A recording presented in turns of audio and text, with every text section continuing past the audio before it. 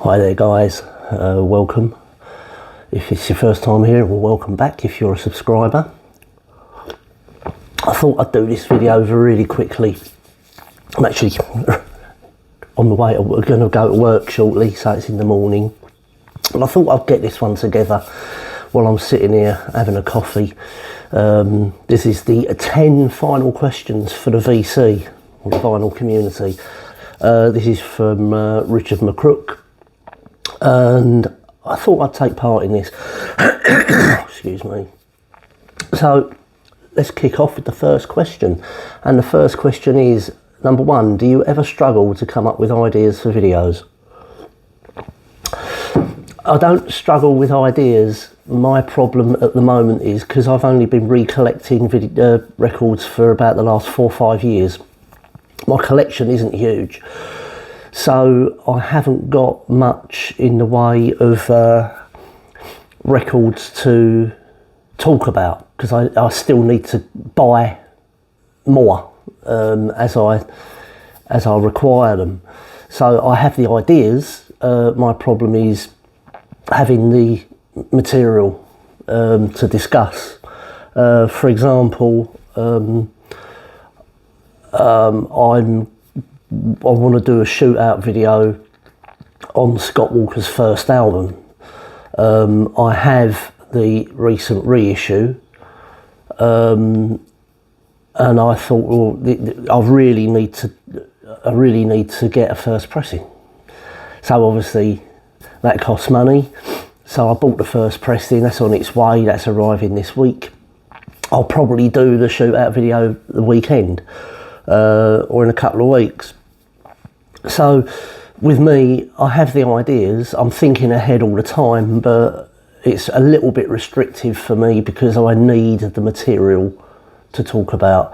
As my channel grows, as I get more subscribers, and I said this at Christmas, once I hit over 1,000 subscribers, please, I will, you know, I won't shy away from saying I want to monetize it, because I would like to use that, no matter how much it is, even if it's only a £5, that will help me produce better videos.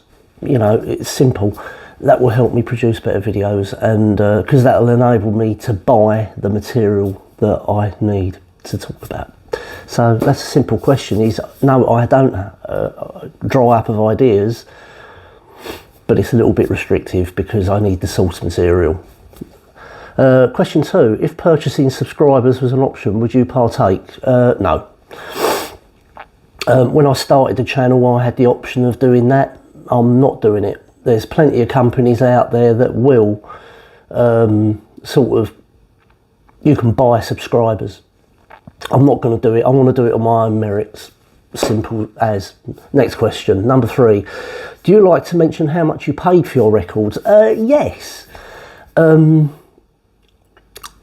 think, I mean, it's only a snapshot in time because costs fluctuate, but if I buy a record, I will be honest and say how much I paid for it. There's no point, why hide that fact? Why? You know, I think it's interesting to see how much records prices have changed. You know, I think when I get, there's a few records where I've paid 3 figures for them, and I'm maybe not as candid on those costs as maybe I am with other records. That's more around self-preservation than anything, because if if the wife found out. No, I'm joking. Yeah, I will say how much they are. I haven't got a problem with that. No problem at all. I may sort of hold back on the price of some of the more expensive ones, maybe. I don't know why, but maybe I have done in the past. But Number 4, are there genres of music you really don't like and would never show on your channel? Yes, because this is personal taste, personal preference. White reggae.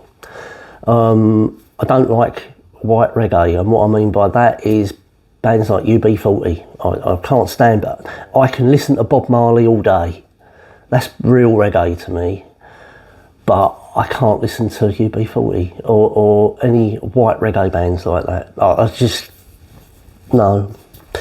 An opera, I'm not a fan of opera. I like classical, but I don't like the singing aspect of opera. Number 5, when watching other people's videos, do you ever flick through the video until you find an artist shown that you like? Generally no. I think I've done that a couple of 3 times. And I've only ever done that really if I've started watching a video and I've found it a bit slow at the beginning. So I have flicked through it to get to maybe a good bit. But I generally watch a video from the beginning, and if it catches me from the get-go, I'll watch it all the way through. But, you know, and I will shout out here. Melinda, I'll watch every single one of her videos back to back. She's great. Melinda Murphy. The In Groove, I watch all his videos. I think he's funny. I will watch them all. 45 RPM, I used to watch them all the way through, but I tend not to watch a lot of them at the moment because he's just waffling on about his shop and his business, and that doesn't really interest me at the moment, so I won't watch those. But if he's got a record on there that he's just bought and I'm interested in it, I'll watch it. And that's basically it really. Stevie's Vinyl Cupboard. I like watching his videos when he's not talking about the Who. I love the Who, don't get me wrong, but no, I like his videos. He's got a really good way of presenting.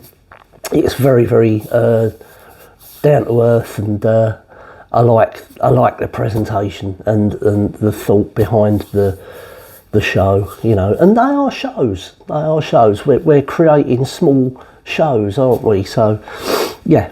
So some I will watch all the way through. Some I will flick through purely because maybe they don't start or they don't grab me from the beginning. Number 6, what are your thoughts on shorts? They're fun, and that's about it really. I don't really do a lot of shorts. I've done a handful. I'm a musician as well, and I have put up some of my guitar escapades as shorts. But yeah, maybe I'll do a few more. I don't know. They're good fun, that's about it. Number 7, do you use the community tab for polls, etc.? Not yet, but as my subscriber list grows, as the channel grows, I will start using the community tab more.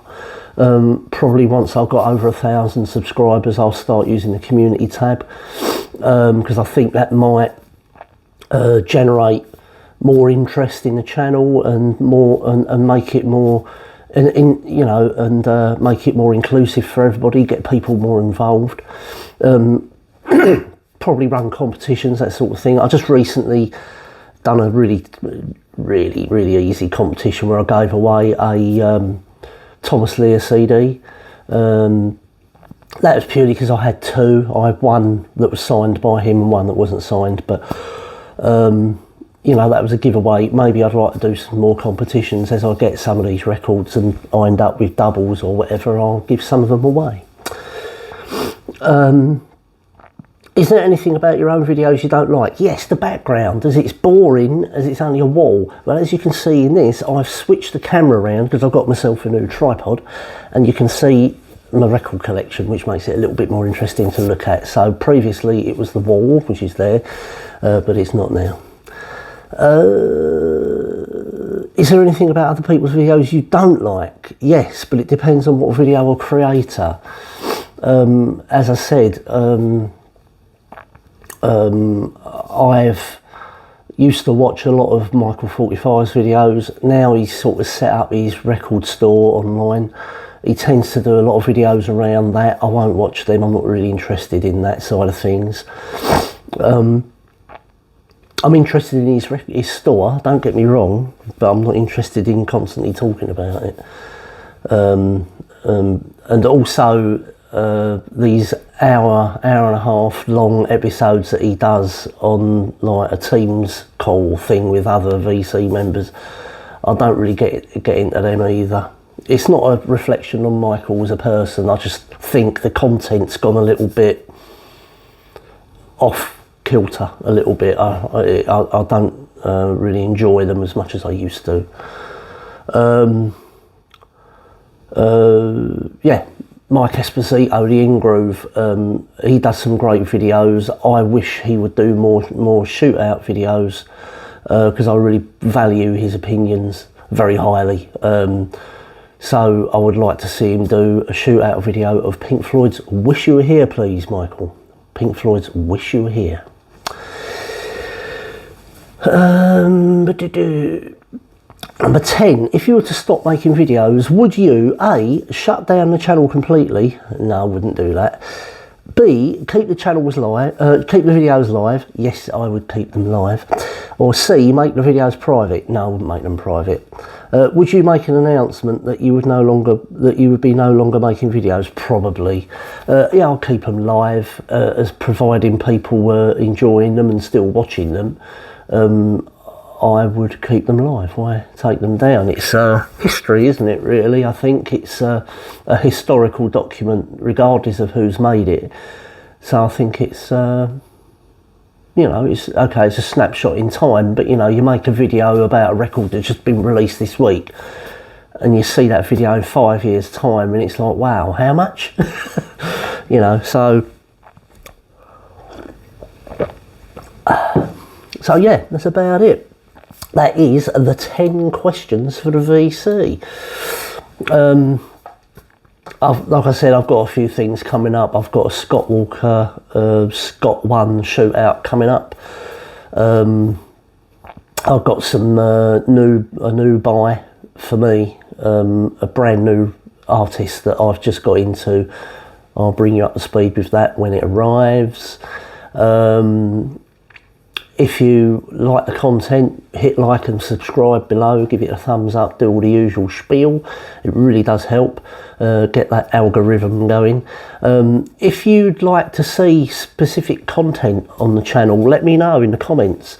You know, if you want to see more shootout videos. I had a comment the other day, someone said they want to see more post-punk and new wave shootout videos. That's a great idea. The thing is that, as I said to him, I've got a huge wide range in taste of music, and I sometimes forget that my roots are back in post-punk and new wave. I've moved on a lot since the early 80s, and you know, my taste has gone very, very wide. You know, I would never have thought 5 years ago that I would be into Scott Walker.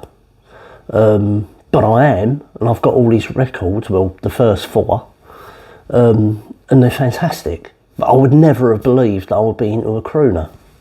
But there you go. Yeah, come on, if you've got any ideas of what you'd like to see on the channel, let me know in the comments below. On that being said, I'll see you in the next one. Cheers, bye-bye.